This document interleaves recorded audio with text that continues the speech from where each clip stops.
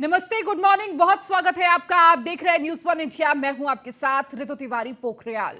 Bulletin की शुरुआत करेंगे। भीमराव अंबेडकर विश्वविद्यालय का 10वां दीक्षांत समारोह आज है। दीक्षांत समारोह में राष्ट्रपति द्रौपदी मुर्मू करेंगी शिरकत। राज्यपाल आनंदीबेन पटेल रहेंगी मौजूद। इसके साथ ही राष्ट्रपति मुर्मू छात्रों को मेडल देकर सम्मानित करेगी। तो इस दौरान राज्यपाल आनंदीबेन पटेल भी मौजूद रहेंगी। राष्ट्रपति मुर्मू छात्रों को मेडल देकर सम्मानित करते हुए नजर आएंगी। तो भीमराव अंबेडकर विश्वविद्यालय का ये 10वां दीक्षांत समारोह है, जिसमें राष्ट्रपति शामिल होंगी, जहां छात्रों को मेडल देकर उन्हें सम्मानित भी करेंगी। इसके साथ ही साथ राज्यपाल आनंदीबेन पटेल भी इस दौरान इस पूरे कार्यक्रम में, इस पूरे दीक्षांत समारोह में शिरकत करेंगी। तो आपको बता दें कि GIS 2023 के समापन समारोह में राष्ट्रपति द्रौपदी मुर्मू ने शिरकत की थी और उसके बाद जहां राजधानी में ही रात गुजारी और आज ये विश्वविद्यालय में दीक्षांत समारोह जिसमें शामिल होंगी। और अधिक जानकारी के साथ अश्विनी द्विवेदी हमारे साथ जुड़ चुके हैं, हमारे संवाददाता। अश्विनी, आज क्या कुछ कार्यक्रम रहने वाला है राष्ट्रपति का?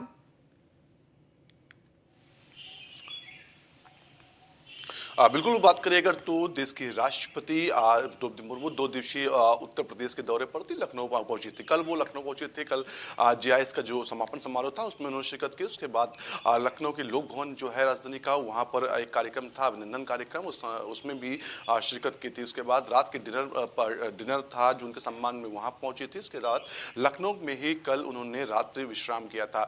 आज का उनका कार्यक्रम जो है वो BBAU जो है वहां पर इसका 10वां दीक्षांत समारोह है, जिसमें बतौर मुख्य अतिथि राष्ट्रपति द्रौपदी मुर्मू पहुंचेंगी। साथ ही साथ उस दौरान उत्तर प्रदेश की राज्यपाल आनंदीबेन पटेल रहेंगे। साथ ही साथ उच्च शिक्षा मंत्री हैं वो भी रहेंगे, तमाम अन्य लोग मौजूद रहेंगे निश्चित तौर पर। उसके बाद उनका आज ही जो है वाराणसी का रवाना होने का कार्यक्रम है और लमसम 1:30 बजे के आसपास वो लखनऊ से वाराणसी के लिए रवाना होंगी। 1:30 बजे राजभवन से निकलेंगे। उसका 2 बजे का उनका जो जहाज है यहाँ से रन करेगा और सीधे वाराणसी पहुंचेगा। वाराणसी पहुंचने पर वहां पर आज बाबा काल भैरव के दर्शन करने का कार्यक्रम है और वहां तमाम अन्य कार्यक्रमों में भी शिरकत करेंगे राष्ट्रपति जी। ठीक है अश्विनी, बहुत शुक्रिया इस जानकारी को देने के लिए। तो आज राष्ट्रपति का ये कार्यक्रम रहने वाला है। 2 दिवसीय उत्तर प्रदेश के दौरे पर है। दीक्षांत समारोह है जहां पर राष्ट्रपति द्रौपदी मुर्मू शिरकत करेंगी। इसके साथ ही राज्यपाल आनंदीबेन पटेल भी मौजूद रहेंगी।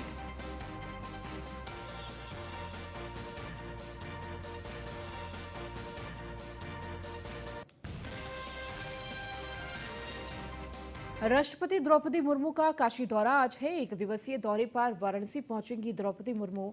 वाराणसी में सुरक्षा व्यवस्था के पुख्ता इंतजाम किए गए हैं। एयरपोर्ट से लेकर शहर में पुलिस की पैनी नजर है। राष्ट्रपति द्रौपदी मुर्मू गंगा आरती में भी होंगी शामिल।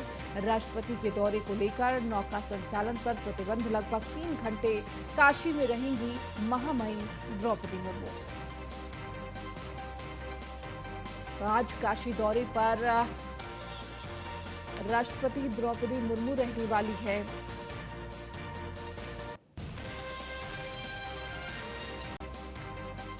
तो वाराणसी में सुरक्षा व्यवस्था के पुख्ता इंतजाम किए गए हैं। एयरपोर्ट से लेकर शहर में पुलिस की पैनी नजर है। लगातार हर आने जाने वालों पर नजर रखी जा रही है। इसके साथ ही साथ आपको बता दें कि गंगा आरती में भी राष्ट्रपति शामिल होंगी। करीब 3 से 3.5 घंटे का ये कार्यक्रम रखा गया है, जिसमें राष्ट्रपति मौजूद होंगी काशी में। और अधिक जानकारी के साथ वाराणसी से हमारे संवाददाता संतोष ओझा हमारे साथ जुड़ चुके हैं। संतोष, आज राष्ट्रपति का काशी का 1 दिवसीय दौरा रहने वाला है। उनके दौरे में क्या कुछ कार्यक्रम रहेगा, इसके साथ ही क्या तैयारियां की जा रही हैं राष्ट्रपति के आगमन पर? देखिए, यदि बात तैयारी की कर ले सबसे पहले तो निश्चित तौर पर तैयारी इसलिए भी बहुत महत्वपूर्ण बनता है क्योंकि राष्ट्रपति का जो पहला आगमन है वो काशी में, और काशी धर्म की नगरी मानी जाती है कि यहाँ अध्यात्म का ओतप्रोत है और ऐसे ही कुछ कार्यक्रम में राष्ट्रपति का आगमन भी हो रहा है। 3:30 का समय होगा जब राष्ट्रपति एयरपोर्ट पहुंचेंगे और राष्ट्रपति एयरपोर्ट से सड़क मार्ग से वो सीधा काल भैरव दरबार में पहुंचेंगे, जहां मत्था टेकेंगी, पूजा अर्चन करेंगे और पूजा अर्चन करने के बाद काशी विश्वनाथ और काशी विश्वनाथ के बाद माँ गंगा के शरण में जाएंगी, जहाँ पे गंगा आरती का दीदार करेंगी। सुरक्षा व्यवस्थाओं की एक बार यदि हम और बात कर ले तो ज्यादा अच्छा ये होगा कि आज दोपहर 12 बजे से गंगा में बोट का संचालन पूरी तरीके से बंद कर दिया गया है, कहीं भी बोट नहीं चलेगा। दूसरी ओर जल पुलिस का चक्रवाल होगा जल में। जी। और तीसरी ओर यदि सड़कों की बात कर दे तो एयरपोर्ट से लेकर दशाश्वमेध घाट तक जो भी सड़कें हैं इनको न केवल ब्लॉक कर दिया जाएगा बल्कि इस पे आवाजाही पूरी तरीके से रोक दिया जाएगा। क्योंकि जनता को परेशानी न हो इसको भी ध्यान रखा है प्रशासन ने, लिहाजा उन सड़कों पे जिन रास्तों से गुजरेंगे राष्ट्रपति उन सड़कों को डाइवर्ट कर दिया गया है दूसरी तरफ, ताकि न केवल काफिला आराम से गुजरे बल्कि जन साधारण भी आराम से अपने यात्रा को पूरा कर ले।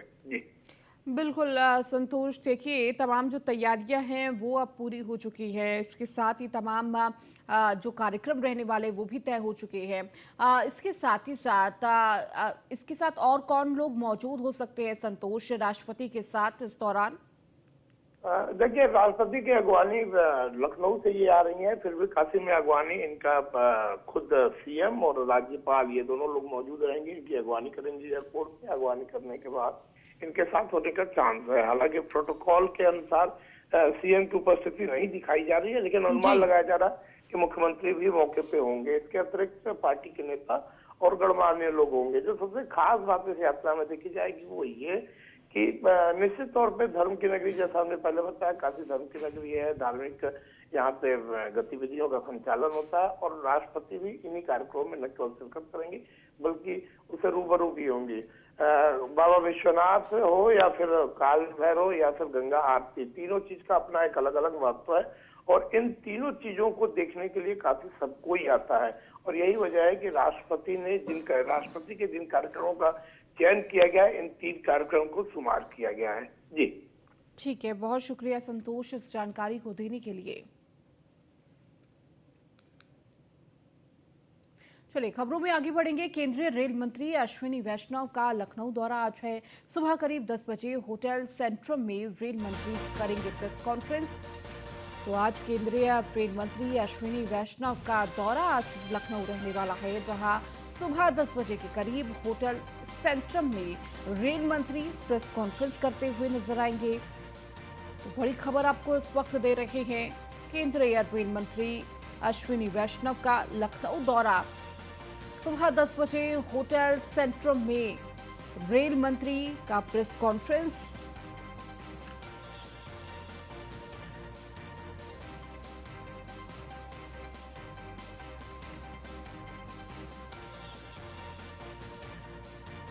तो सुबह 10 बजे माना जा रहा है कि होटल सेंट्रम से प्रेस कॉन्फ्रेंस करते हुए नजर आएंगे।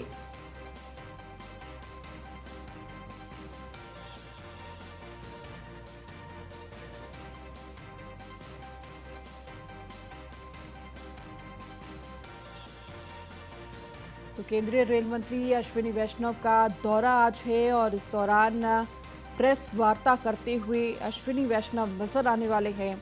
10 बजे का वक्त है जब ये प्रेस कॉन्फ्रेंस रखी गई है। सेंट्रम होटल में ये प्रेस कॉन्फ्रेंस होगी।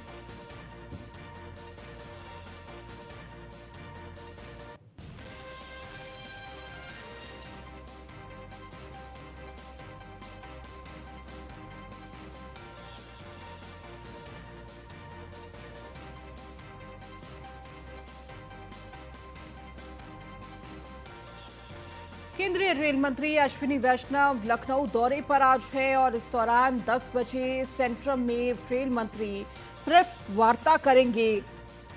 10 बजे का वक्त है जब ये प्रेस वार्ता रखी गई है।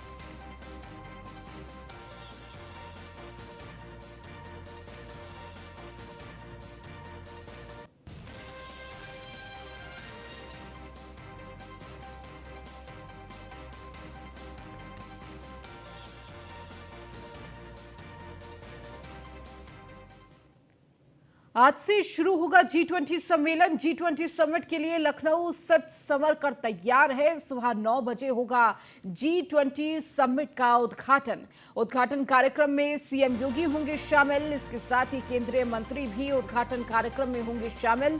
राजधानी में 13 से 15 फरवरी तक ये कार्यक्रम चलेगा। तो G20 सम्मेलन का आज से आगाज होगा, जहां एक तरफ G20 डेलीगेशन इस वक्त आगरा में मौजूद था, जहां महिला सशक्तिकरण के विषय पर लगातार चर्चा हो रही थी, जिसके बाद ताज का दीदार भी डेलीगेशन ने किया। और आज से लखनऊ में G20 सम्मेलन का कार्यक्रम शुरू होगा। इसका उद्घाटन केंद्रीय मंत्री भी उद्घाटन में मौजूद होंगे। राजधानी में 13 से 15 फरवरी तक ये G20 सम्मेलन चलने वाला है।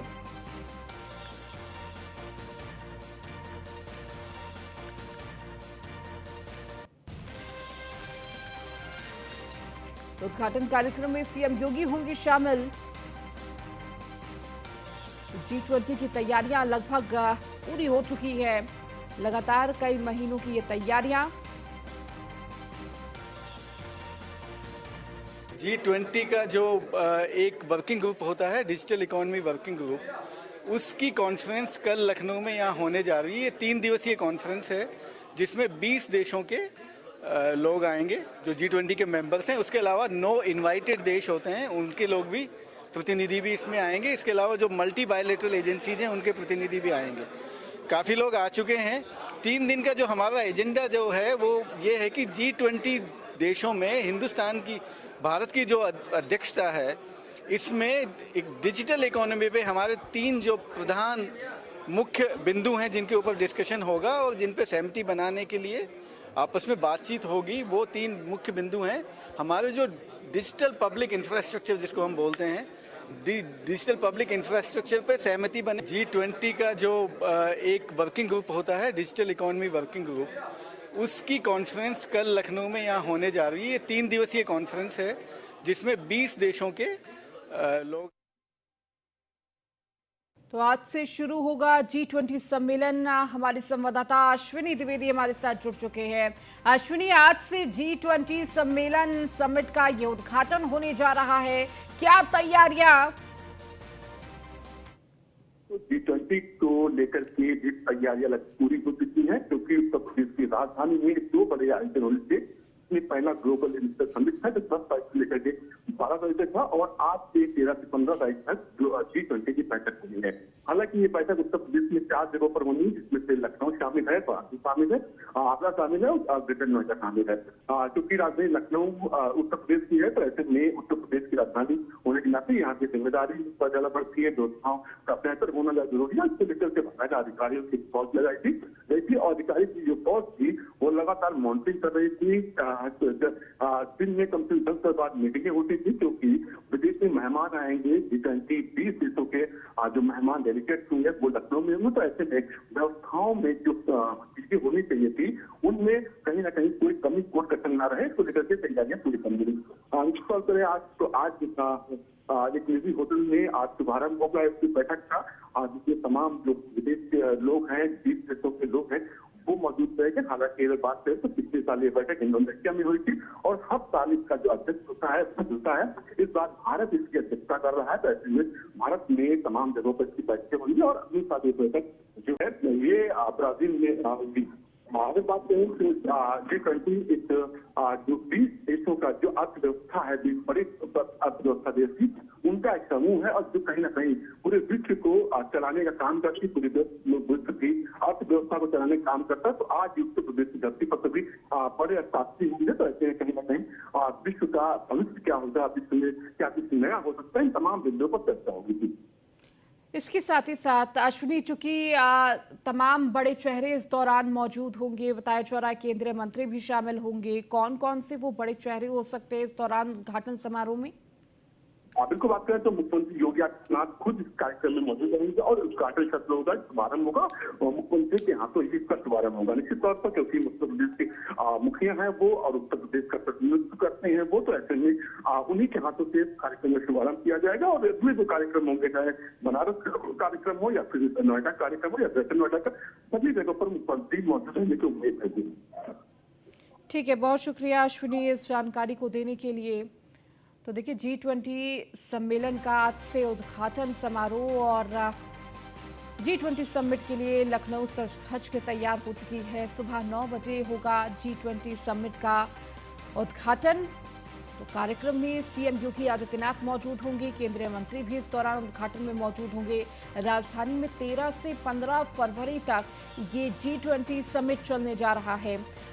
तो लगातार महीनों की तैयारियां और आज से इस समिट का उद्घाटन होगा, इस सम्मेलन का उद्घाटन होगा।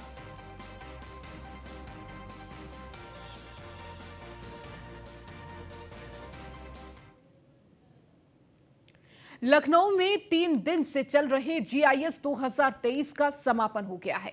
समापन समारोह में राष्ट्रपति द्रौपदी मुर्मू ने GIS के सफल आयोजन के लिए यूपी सरकार को बधाई दी।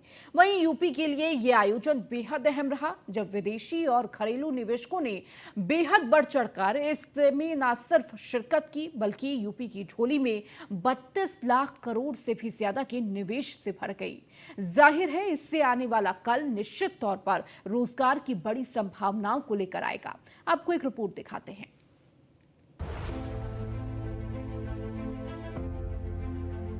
महामहिम राष्ट्रपति द्रौपदी मुर्मू के समापन भाषण के साथ ही लखनऊ में ग्लोबल निवेश के महाकुंभ का समापन हो गया।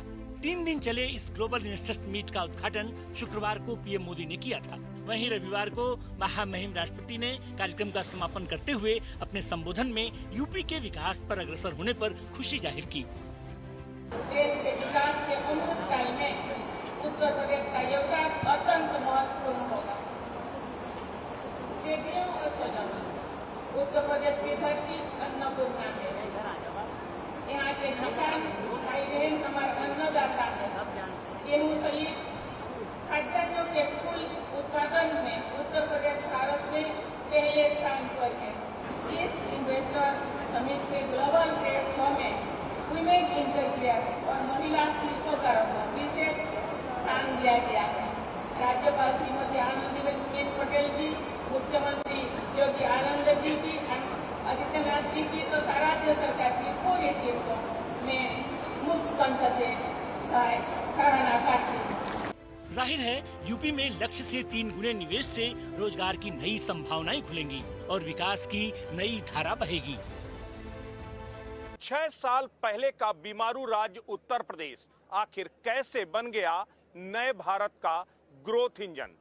GIS 23 के जरिए सरकार ने 33 लाख करोड़ की निवेश को जमीन पर उतारा है। उम्मीद है 2 करोड़ से ज्यादा लोगों को रोजगार मिलेगा। लेकिन अपने आप में ये किसी मिरेकल से कम नहीं है। आखिर कैसे 6 सालों में उत्तर प्रदेश की तस्वीर बदली और कैसे उत्तर प्रदेश देश और दुनिया के तमाम निवेशकों की पहली पसंद बन गया। यूपी की बुलंदी की कहानी 2017 से शुरू हुई। सुरक्षा के अच्छे माहौल से निवेशक भी उत्साहित हैं। वर्ष 2017 में उत्तर प्रदेश में सत्ता परिवर्तन होता है। सत्ता परिवर्तन होने के बाद मुख्यमंत्री योगी आदित्यनाथ उत्तर प्रदेश के मुख्यमंत्री के रूप में शपथ लेते हैं, जिसके बाद उत्तर प्रदेश के माफियाओं के ऊपर कार्रवाइयों का दौर शुरू होता है। सैकड़ों माफियाओं को इनकाउंटर में मार गिराया गया, तो हजारों की तादाद में अपराधियों को जेल भेजने की कार्रवाई की गई, जिसके बाद उत्तर प्रदेश की लगातार तस्वीरें बदल रही हैं। अपराध और अपराधियों का ग्राफ खत्म हुआ है और उत्तर प्रदेश में अब तस्वीरें ऐसी हो गई हैं कि हिंदुस्तान ही नहीं बल्कि बाहर से आने वाले जो उद्योगपति हैं वो उत्तर प्रदेश को अपना स्थान चुन रहे हैं, उत्तर प्रदेश में निवेश करना चाहते हैं, जिसका नतीजा है कि आज बड़े पैमाने पर इन्वेस्टर समिट की अगर हम बात करें तो 32 लाख करोड़ से ज़्यादा जो MOU हैं वो साइन हुए हैं। अगर ये MOU उत्तर प्रदेश में साइन होने के बाद इनका निवेश यहाँ पर होता है तो कहीं ना कहीं उत्तर प्रदेश तेजी के साथ विकास की ओर अग्रसर होगा। योगी सरकार की यूपी की अर्थव्यवस्था $1 ट्रिलियन ले जाने की है। इसमें इंफ्रास्ट्रक्चर काफी रोल निभा रहे हैं। ग्लोबल इन्वेस्टर समिट के जरिए उत्तर प्रदेश सरकार कोशिश कर रही है उत्तर प्रदेश की अर्थव्यवस्था को $1 ट्रिलियन तक ले जाने की, जिसमें सबसे बड़ी भूमिका है उत्तर प्रदेश के इंफ्रास्ट्रक्चर की। इंफ्रास्ट्रक्चर की बात करें तो उत्तर प्रदेश की वो सड़कें जिन पर चलने से डर लगता था, लेकिन आज उन्हीं सड़कों पर फर्राटा भरते वाहन उत्तर प्रदेश में एक नई इबारत लिख रहे हैं। देश में सबसे ज्यादा एक्सप्रेसवेज जिनकी संख्या 5 है वो उत्तर प्रदेश में है। चाहे बात बुंदेलखंड एक्सप्रेसवे की हो या फिर Agra expressway, Yamuna expressway, Purvanchal expressway, Ganga expressway या फिर निर्माणाधीन उत्तर प्रदेश का डिफेंस कॉरिडोर। साथ ही साथ उत्तर प्रदेश की एयर कनेक्टिविटी भी एक बड़ी भूमिका उत्तर प्रदेश की अर्थव्यवस्था में निभा रही है। निश्चित तौर पर उत्तर प्रदेश देश का वो पहला राज्य है जो कि 5 इंटरनेशनल एयरपोर्ट्स के साथ देश में नंबर 1 बनता जा रहा है।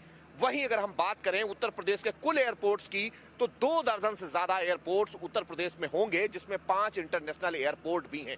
साथ ही साथ उत्तर प्रदेश की विद्युत व्यवस्था उत्तर प्रदेश की इकोनॉमिक ग्रोथ को कहीं न कहीं एक नई गति दे रही है। लगातार उत्तर प्रदेश का मजबूत होता इंफ्रास्ट्रक्चर निवेशकों को उत्तर प्रदेश में निवेश के लिए आकर्षित कर रहा है, जो योगी सरकार की सबसे बड़ी उपलब्धि है। रेड टेप से रेड कारपेट की ओर बढ़ रहा यूपी, निवेशकों के लिए भी कानून में भी सहूलियत हो रही है।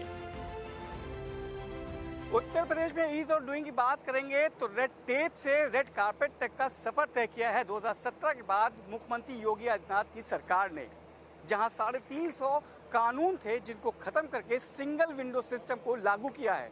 आपको बता दें सिंगल विंडो सिस्टम पहले था तो पर लागू कहीं होता हुआ नजर नहीं आता था।